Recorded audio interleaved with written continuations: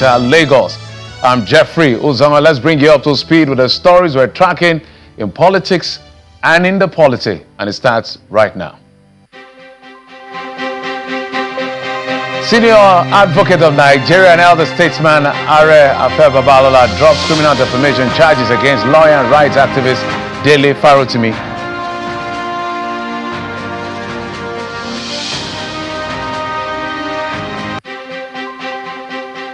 Calm at the Lagos State House of Assembly complex allows her, although there were concerns over a statement by the impeached Speaker, Mudashiru Obasa, that he remains Speaker after he returned from his trip.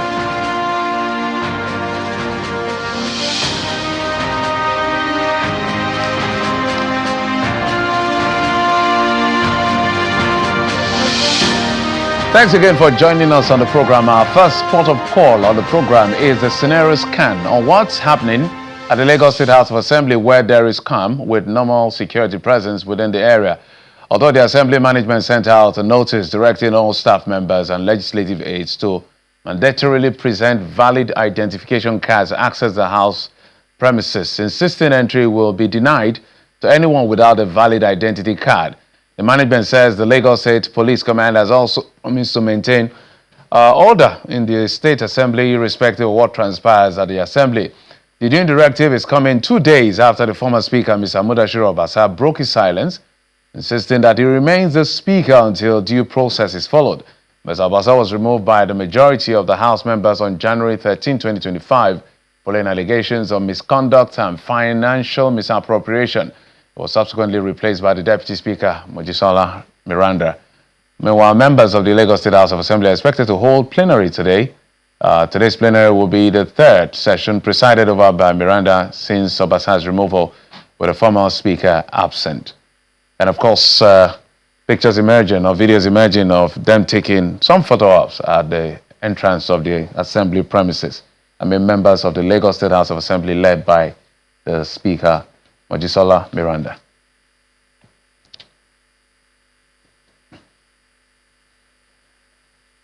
And staying with Lagos, or in Lagos, the leadership of the Mandate movement of the All Progressives Congress, Alimosho Federal Constituency, Lagos State, has reaffirmed its commitment and support for President Bola Tinubu and committed to the success of the party.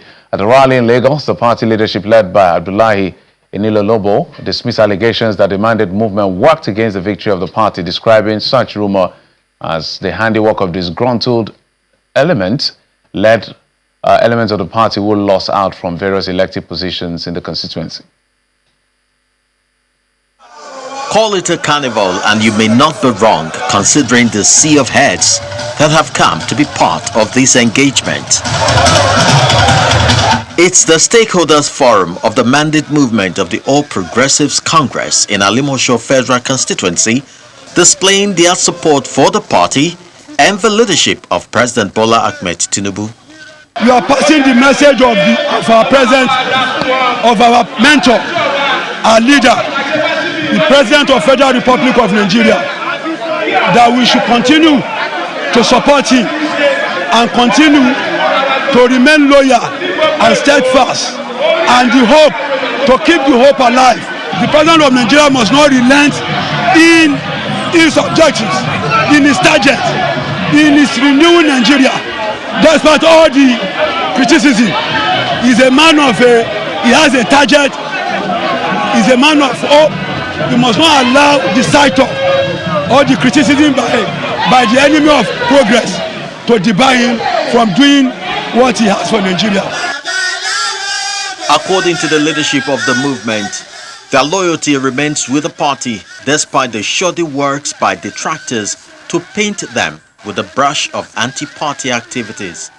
We are gathered here to instill hope and confidence in our people that are grieved because of the false allegation, and they allege that we are involved in anti-political activities during the presidential election. We know that we have able representation in terms of leadership of APC in Nigeria. So we are calling on them that our people are aggrieved, our people are unhappy because we are the mainstream of the party. We have always worked for the party. We have always worked for the progress of the party, and we want our people to rise up for justice. We want the DSC and the leadership of APC in Nigeria to rise up to our cause in the Alimosho Federal Constituency. The rally, they say, also provides them the opportunity to discuss future election.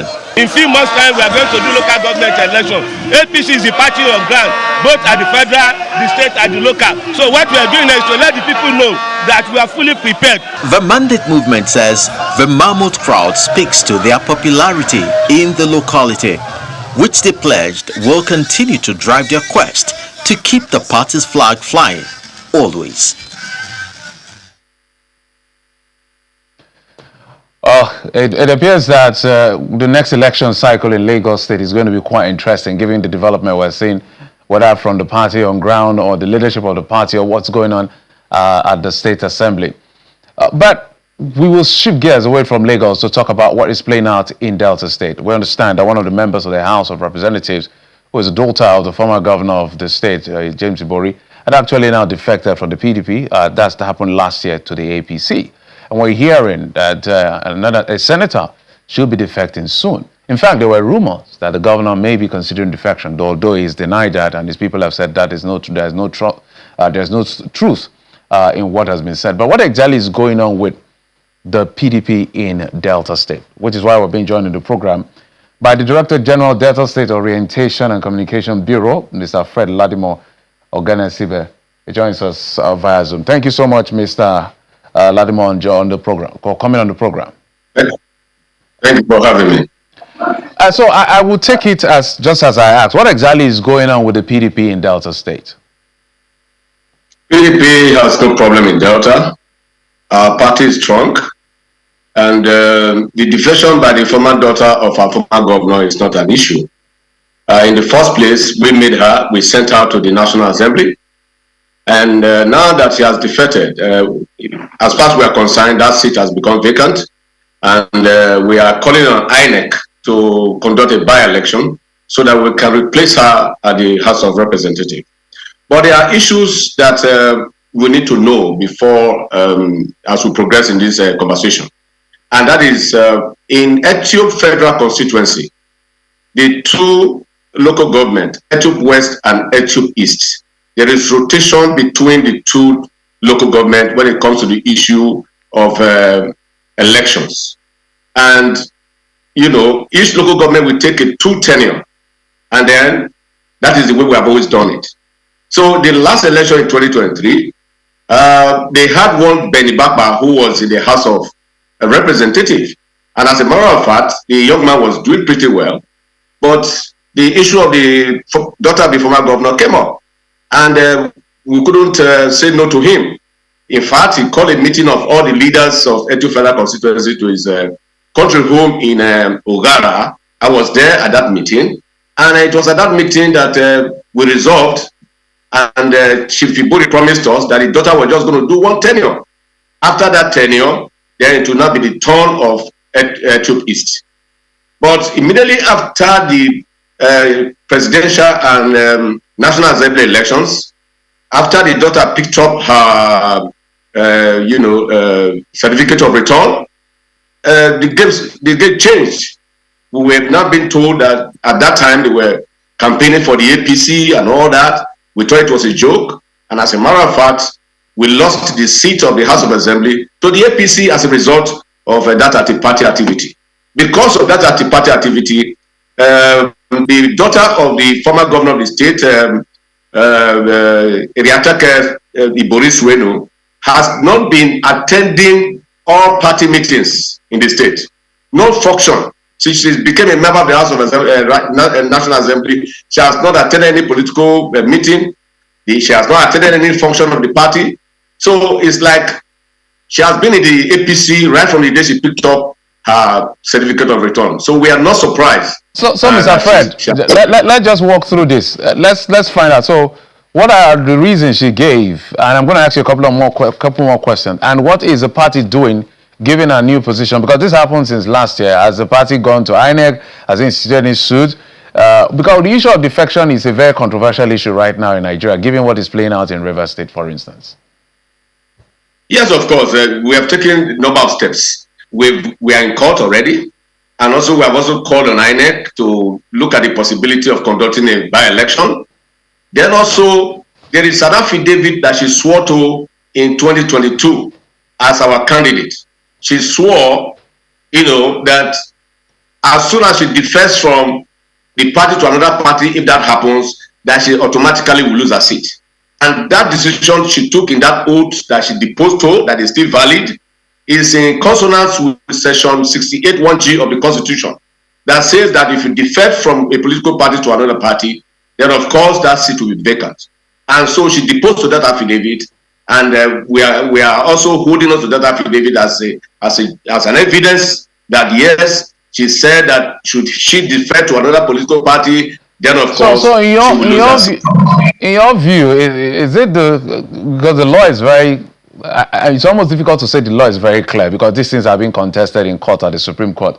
So we'll leave it to the court to decide. Is that even justiciable? Whatever she wrote as an affidavit, is that what the law is going to use, or what the Constitution or the Electoral Act says?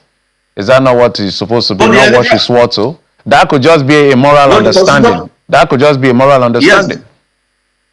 Yes, her reasons for defection is neither here nor there, because she is saying that there is a problem, there is a division in the party at the federal level.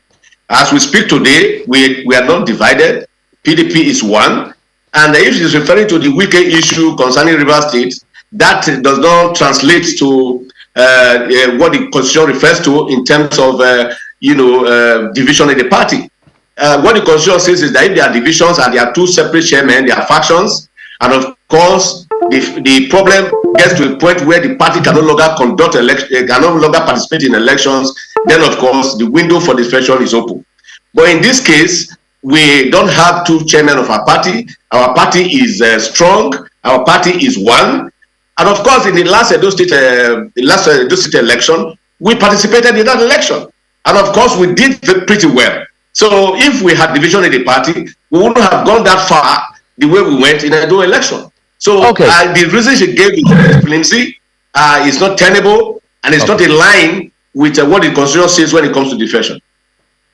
All right, Mr. Fred, clearly we all can, whether politicians, journalists, all of us can't wait for the decision of the Supreme Court so that we put this to paid at the end of the day. But we also hear, maybe you help us, she's not here, maybe we're going to invite her as well. I'm talking about the Honorable who we're talking about here, Eria Teke Iboriswene, who is representing the Ethiopia Federal Constituency. We also hear that Ned Nwoko may be defecting soon. What is this? What are you hearing? Well, Ned's issue is not strange. Yes, Ned's issue is not strange to us. As a matter of fact, we foresaw his defection. And I think the reasons Ned is also going to give is very funny, because Ned, for one, since he became a member of the Red Chambers, she has not been also playing along with the party. And, it's like, somebody said he heard from, a reliable source that he will not be given a second chance, a second ticket to run. Therefore, he wants to go to the APC to go and get that ticket. Well, if that is the reason why he's defecting, it's quite unfortunate, because we give Ned all the opportunity to prove himself as a distinguished senator representing the good people of Delta North. And since been there, I think it's been one attack on government or the other. There was even a time he tried to drag the governor into certain issues that the state does not even have, the legal environment to discuss. And he was just trying to pull us into an agreement that the state is not party to. And we resolved that. And after that, he said he wants to defect. But let me tell you this. In 2027, the 3 senatorial seats at the Red Chambers for Delta State will be won by the PDP.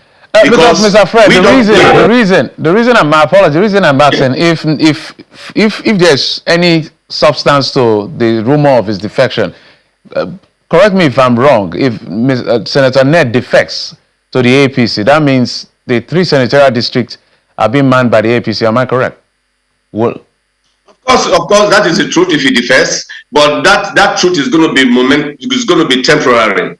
It's a temporary issue, and it will be resolved in 2027 general election. Because the way the governor is the way we are working in the state, The PDP is stronger than ever in Delta because of the performance of the governor, His Excellency Right Honorable Francis Oboribori. So are you saying, because of the performance of the governor, we are going to take back the 3 central districts in 2027? Because it speaks to cracks in the party. So are you saying, can we hold you, at least from what you work with the government, are you saying here on good authority that even the governor will not someday defect before the 2027 election?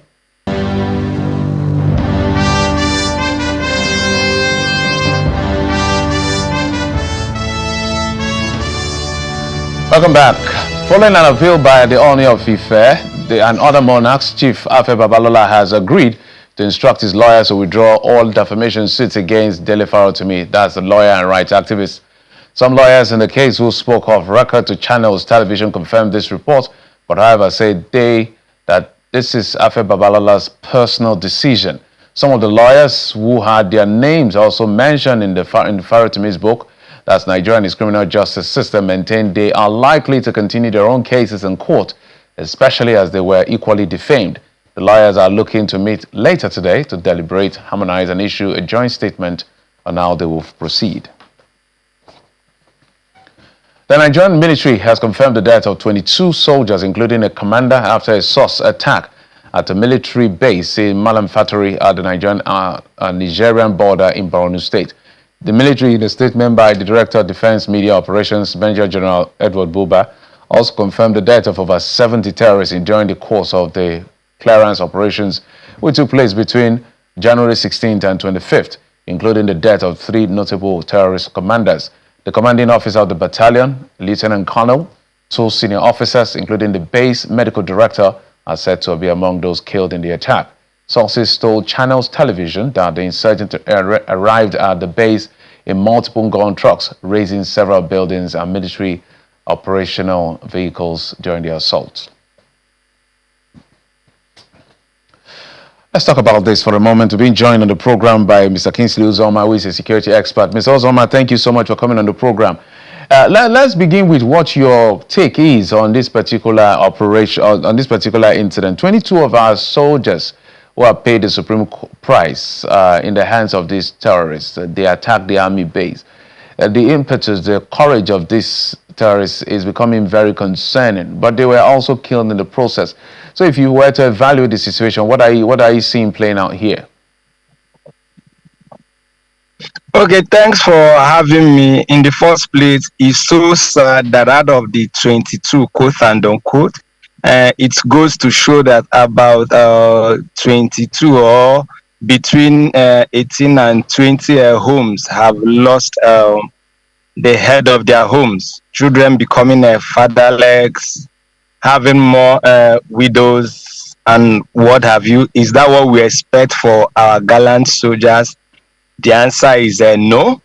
Is the ISWAP Boko Haram dreaded attack or target ambush on our militaries? Is it a thing of yesterday or years or today? The answer is no. So it still falls back on the part of not just the military, but chiefly the intelligence community. Yes, the military, they have the Defense Intelligence Agency. They should have known before now of the influx of these bandits.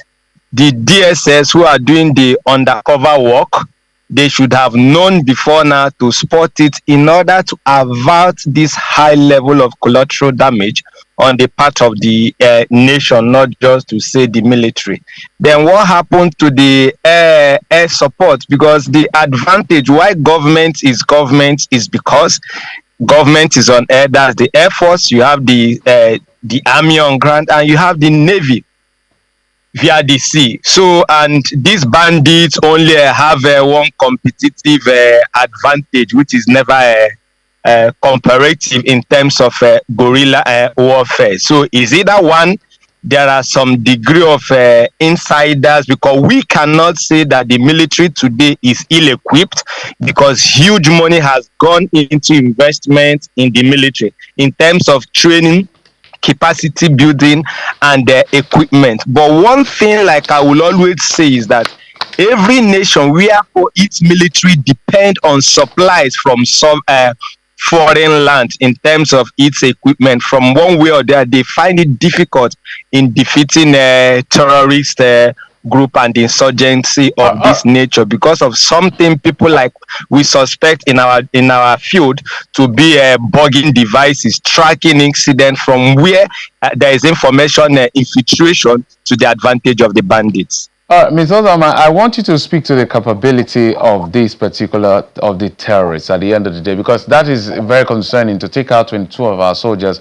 We know these things happen, but one soldier is very vital to the Nigerian state. It takes a lot to build a soldier.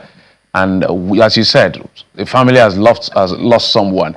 Let's talk about the capabilities of this to always be able to launch this attack, not just at the battlefront, at the army base in some instances. What exactly are we dealing with when it comes to the capability of insurgents and terrorists? Because this is clearly a battle of attrition. They want the state to bleed out, which will never happen, but they will not stop. It's not just in Nigeria, but elsewhere. One thing that the military will not admit is incidences or situations whereby their personnel are held hostage, not to use the word kidnapped, by these bandits. And when they are kidnapped or held hostage, they become trainers. They are converted into the camp of these terrorists and bandits. So most times when you have successful attack against the government or military base, if you carry apt investigation, you will discover that in between the bandits, the attackers are either ex-military personnel, the one on hostage, or foreign mercenaries who are working against the government. Across the social media, we've been seeing signs of infiltrations of jihadists crossing the Niger border into the Nigeria, and we've been raising alarms why these events are not being given proper investigation, information, and control, especially where you have a porous border. But you will discover that the nature of our border life and socialization within the northern border makes it somewhat difficult to be able to pinpoint that, yes, these are bandits, especially when they're military camo. All right, Ms. Ozama, just as we wind down, this will be my last question. What are we dealing with here? Are we dealing with, or is it a combination of the two things I'm about to say? Is it extremism on one hand and targeting our mineral resources on the other, or is both? I mean, the agenda of these terrorists. Yes, it is both, quote and unquote, in the sense that because they have sponsors and they also have some kind of, because our political environment gives room to it. But at the same time, we must also seize this opportunity to charge up the DSS to step up to their mandate, their constitutional mandate, and the Defense Intelligence Agency. If they can live up to their responsibility, I can assure you we'll be on top of this game. Kingsley Uzoma is a security consultant. Thank you so much for joining us on the program to bring your perspective on this very disturbing development concerning our soldiers who died at the battlefield. Thank you. Thank you for having me. All right, so let's go back to our lead story. At the weekend, Mudashiru Obasa, the impeached or the removed Speaker of the Lagos State House of Assembly, I said he remains the Speaker, that they need to follow due process to remove him. Well, this is the Assembly premises. Earlier today, the complex is calm and all of that, but the most important visual I want to show you is this one, where 39 members of the Lagos State House of Assembly, including the Speaker, Mojisola Miranda, gather within the premises for a group photograph. The photograph is to clear the air about the speculation going around that they are divided since the former Speaker broke his silence about his impeachment. The former Speaker is absent at the Assembly. It is expected that the Speaker, Mojisola Miranda, will appoint chairman to head standing committees that will oversee the MDAs of Lagos State. So, because Mudashiru came back at the weekend, they said these members are now divided. So this is their own photo up to say, we're not a divided house. 39 of us with the Speaker are together on this. Interesting politics. And that's it on the program. Thank you for your time and company. I'm Jeffrey Uzongo. You've been served on Lunchtime Politics. Bye-bye.